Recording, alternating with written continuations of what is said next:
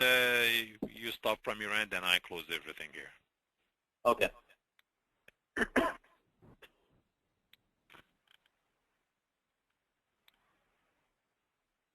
The broadcast is now starting. All attendees are in listen-only mode. Okay, Dr. Lanchman, it's all yours. Ok, buenas noches. Les quiero agradecer que se hayan sumado a esta presentación. Esta noche voy a presentar el libro que escribimos en nuestro grupo, que se llama ¿Qué necesitas saber si la epilepsia ha tocado tu vida?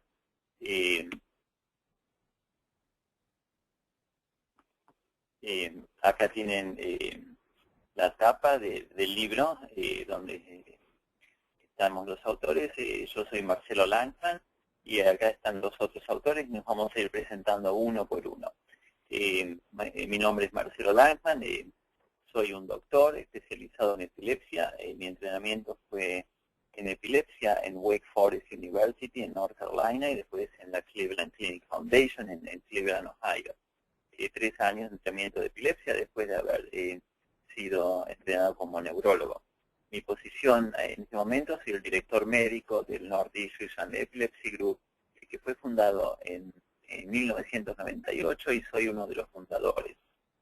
También soy director médico de los programas de epilepsia de Hackensack University Medical Center en New Jersey, Overlook Medical Center en New Jersey y White Plains Hospital en New York. Tengo 30 años de experiencia en medicina. Soy neurólogo y hace 25 años que estoy en el campo de la epilepsia. También soy copresidente del consorcio de los centros de epilepsia privados en Estados Unidos y también miembro del grupo de trabajo del gobierno de New Jersey con del gobernador Christie de epilepsia, donde trabajamos para tratar de mejorar la vida de los pacientes con epilepsia. También soy un realizador y consultador de distintos journal científicos. Los coautores, la doctora Olga Laván, que se ha entrenado en la Universidad de Nueva York, es una directora asociada del equipo nuestro, es directora médica del programa de White Plains Hospital en New York, es directora de la epilepsia, de la rama de epilepsia femenina en nuestro grupo. Después está el doctor Fertig, que se ha entrenado en la Universidad de Yale. Es el director de investigación de nuestro grupo y es el director médico del programa de epilepsia de Jersey City Medical Center en New Jersey. La doctora Lorna Myers, que también es mitad argentina y mitad norteamericana, es un PhD, un doctorado en City University de Nueva York, entrenamiento de posgrado en neuropsicología. Psicóloga practicante en Nueva York por 11 años y hasta recientemente fue director de neuropsicología de nuestro grupo. Es la directora del programa de crisis psicogénica y codirectora de Epilepsy Lifelink y directora ejecutiva de la Fundación de Epilepsia de Epilepsy Free. Y por último, Dana Cosendino, que es una nutricionista especializada en epilepsia. ¿Por qué hacía falta otro libro acerca de la epilepsia? Este libro es diferente de muchos otros libros que se han escrito, porque fue hecho por un equipo de 3 epileptólogos que son especialistas en epilepsia, una nutricionista y una psicóloga, como mencioné recién, quienes contribuyeron con todos sus conocimientos. Este libro también representa la filosofía de tratamiento de nuestro grupo y el abordaje de tratamiento, que es bastante especial. Le hacía falta mucho a mis pacientes una fuente de información de epilepsia actualizada y en español. Y no conozco casi ningún otro libro en español, y los libros en inglés también estaban escritos en lenguaje muy técnico. Y muchos de mis pacientes me contaron que les cuesta entender los libros, porque son muy técnicos y aparte, obviamente, por el problema del idioma. Y hacía falta un libro de epilepsia que sea muy abarcativo, con mucha información y escrito en un lenguaje que realmente pueda ser entendido por todos. ¿Cómo vino a existir este libro? Fue mucho trabajo, tomó más de 2 años de trabajo para nuestro equipo, para mí y para mis coautores. con muchas revisiones para perfeccionarlo. Se escribió con realmente mucho entusiasmo y con el fin de explicar con claridad todos los temas importantes que necesitan entender las personas que sufren de epilepsia. ¿Cómo es la filosofía de este libro? La epilepsia es una condición que requiere ser tratada de una forma global que va mucho más allá del tratamiento medicamentoso. No creemos que simplemente con dar un medicamento solucionamos el problema, sino que se necesita mucho más que eso.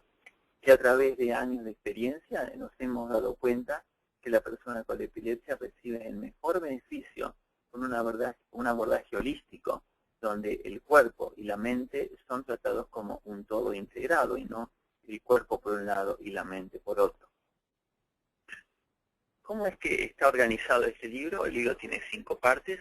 La parte 1 describe una corriente eléctrica que pasa por el cerebro. Voy a ir uno por uno. La parte 2, tratamientos para la epilepsia.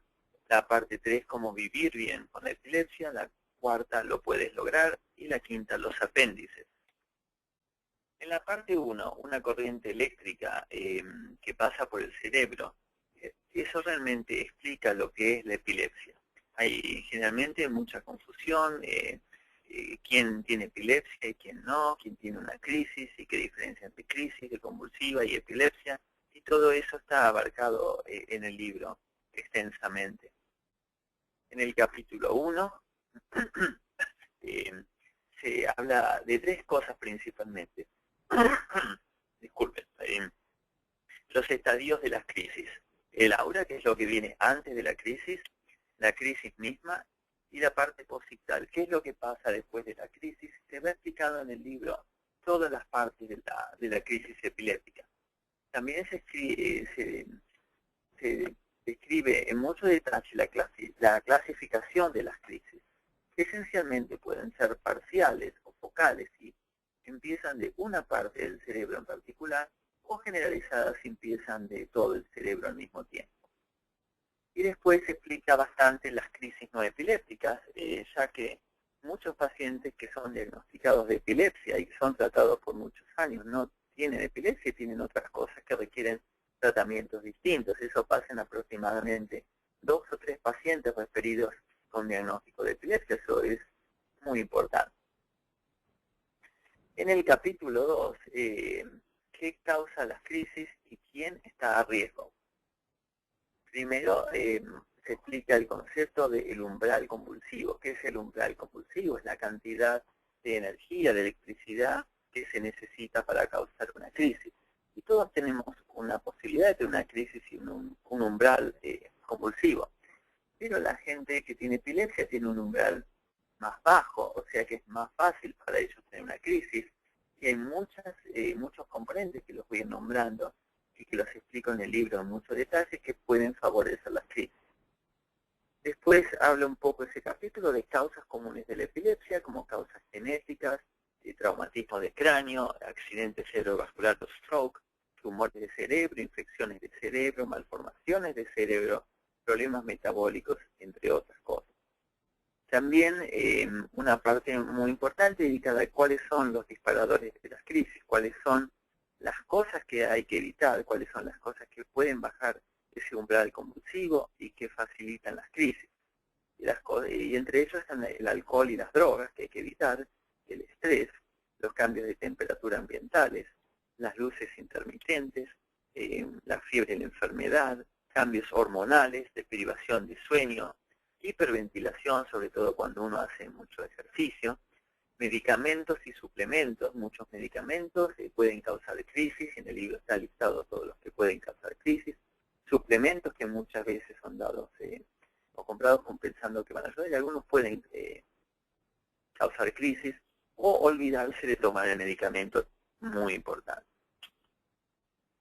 El capítulo 3 explica cómo diagnosticamos la epilepsia y va explicando cómo nosotros los médicos vamos pensando en el diagnóstico. Tomamos la historia clínica, hacemos un examen físico, hacemos unos test como de sangre, un electroencefalograma, estudios de imágenes como una tomografía computada o una resonancia magnética. Y con todo eso vamos tratando de diagnosticar si alguien tiene epilepsia o no. Una vez que sabemos que alguien tiene epilepsia, tenemos que clasificar la epilepsia. Y la epilepsia puede ser parcial, de vuelta o focal, si empieza en una parte particular del cerebro, generalizada si empieza en todo el cerebro al mismo tiempo.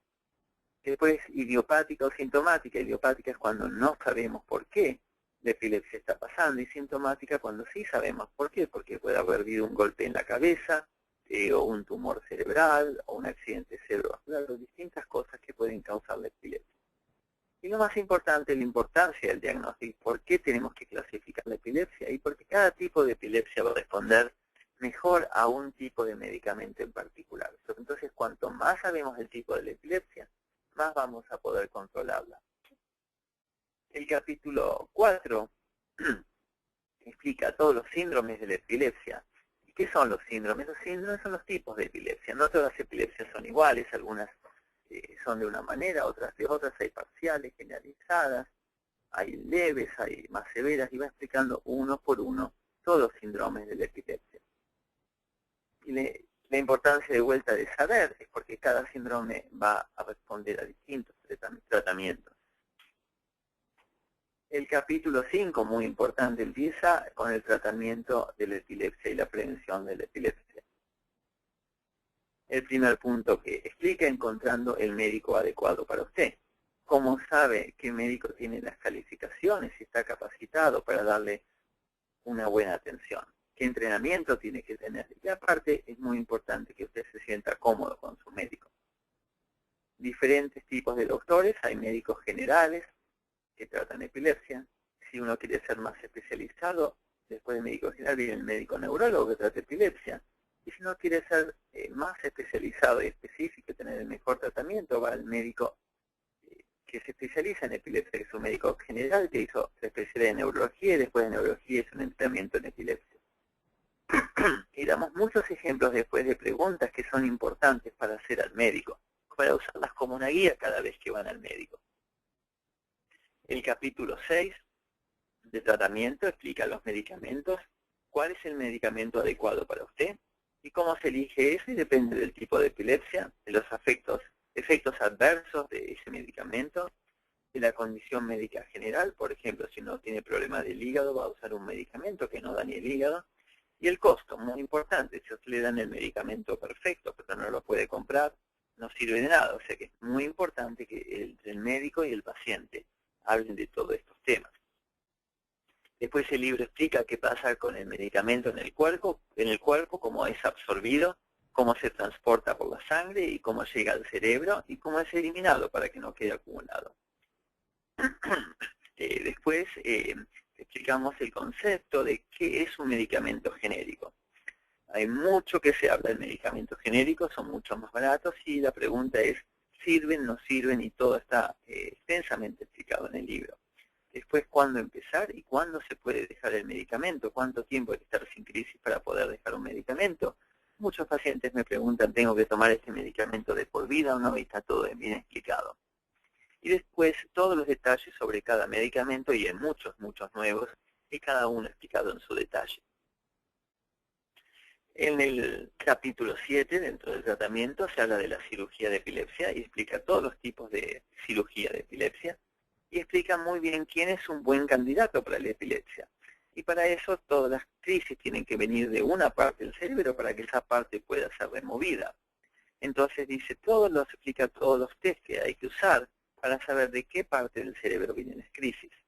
Una vez que sabemos que vienen de una parte, antes de remover, de sacar esa parte del cerebro, hay que estar seguros que no vaya a causar daño. Por ejemplo, puede estar en el centro del habla, en el centro del movimiento, y uno no quiere dejar a alguien paralizado o sin habla. O sea que hay que mapear todas las funciones, como el habla, los movimientos, la sensibilidad, y así uno determina si puede hacer la cirugía de manera segura.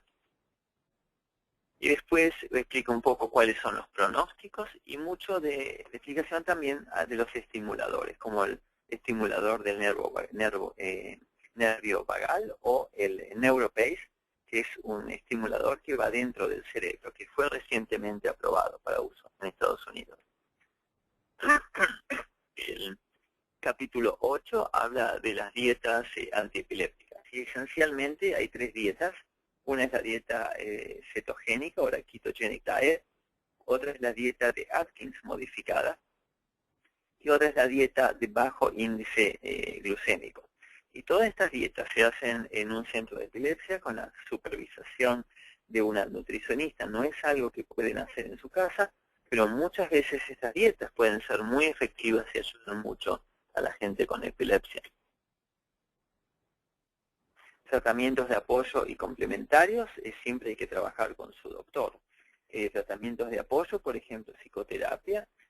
Mucha gente que tiene epilepsia tiene depresión o tiene ansiedad y es muy importante que eso sea tratado.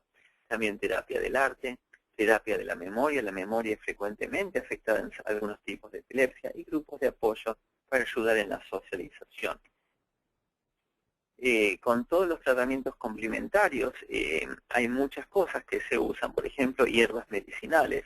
Muchos de mis pacientes vienen a mí y me dicen que están tomando hierbas medicinales y me preguntan si está bien. En general les digo que me den los nombres de las hierbas, porque hay algunas que son muy buenas y otras que son muy malas para la epilepsia. Es muy importante que usted tenga el tiempo de hablar con su médico y le explique todo lo que está tomando. Muchas veces muchos pacientes tienen vergüenza de decir que están tomando hierbas medicinales, pero es muy importante poder hablarlo con el médico. También suplementos como vitaminas, minerales, aminoácidos y hormonas. En el libro se explican una por una cuáles sirven, cuáles no, y otros tratamientos complementarios, por ejemplo, de relajación, la aromaterapia, los masajes, la meditación, la terapia con música, el yoga, y después medicina no tradicional como la acupuntura, homeopatía, la medicina tradicional china. Todas esas cosas pueden ser muy válidas, pero tienen que ser discutidas con su médico y nunca, nunca, nunca dejar los medicamentos que está tomando por esto. Esto simplemente se puede agregar, por eso se llama complementario, complementa, no reemplaza. El capítulo 10 empieza la parte 3, la parte 3 es de cómo vivir bien con la epilepsia. Y los temas especiales incluye todo lo que son temas de hombres, específicos del hombre, del sexo masculino. Después todo lo que es específico de la mujer, por ejemplo las crisis catameniales, que son las crisis que pasan alrededor de la menstruación y del ciclo menstrual. Las pastillas anticonceptivas, cuándo se pueden tomar, cuándo no, si los medicamentos anticonvulsivos las pueden suprimir o no, la menopausia, la osteoporosis. Después, dedicación del tema de epilepsia en los ancianos. Y por último, problemas emocionales y cognitivos, como expliqué, muchas veces hay problemas de memoria y emocionales como depresión y ansiedad que pueden ser asociados a la epilepsia. Y todo esto está extensivamente discutido en el libro. El capítulo 11 habla del embarazo, cómo hay que prepararse antes, durante y después, complicaciones que pueden surgir para la madre y para el bebé, los efectos de los medicamentos que la madre está tomando en el bebé, cómo preparar antes del embarazo, el parto y de vuelta, cómo se cuida al bebé. Y todo está escrito en mucho detalle, por gente muy especializada que tiene mucha experiencia en este tema. El capítulo 12 habla de consejos prácticos, primero emergencias, cómo hacer con la emergencia, cómo prepararse, y explica lo que es estatus epilépticos, que son las convulsiones muy prolongadas que pueden llegar a dañar al paciente, al cerebro y hasta causar muerte. Explica también lo que es la muerte súbita en epilepsia, conocida en inglés como SUDEP. Después, muy importante, el manejo y el transporte. Cómo son las leyes de manejo, quién puede manejar, quién no, y si es que tiene licencia para manejar, cómo cuidarse para que no le dé una crisis y qué puede hacer para prepararse. Cuando no puede manejar, qué tipo de transporte público o transporte puede usar. Después seguridad, cómo estar seguro en su casa, cuando sale, cómo tratar de prepararse por si pasa algo, por si tiene una crisis. Y después ejercicios y deportes. Explicamos todos o la mayoría de los deportes que hay, cuáles pueden hacerse y cuáles no, y qué precauciones hay que tener para cada uno. Y es muy importante encontrar un balance donde la persona con epilepsia no está totalmente limitada y tiene la libertad de crecer y poder hacer deportes, pero por otro lado sin dañarse y sin lastimarse. El capítulo 13 explica la epilepsia en su lugar de trabajo, eligiendo una carrera, un oficio, una profesión. En la entrevista, cómo presentarse, cómo preparar su resumen, si hay que decir o no que uno tiene epilepsia cuando se entrevista en un trabajo, porque mucha gente, muchos empleadores lo pueden discriminar y decir, si tiene epilepsia, no lo voy a emplear. Y después, ¿qué hace si tiene una crisis en el trabajo y cómo se prepara para eso?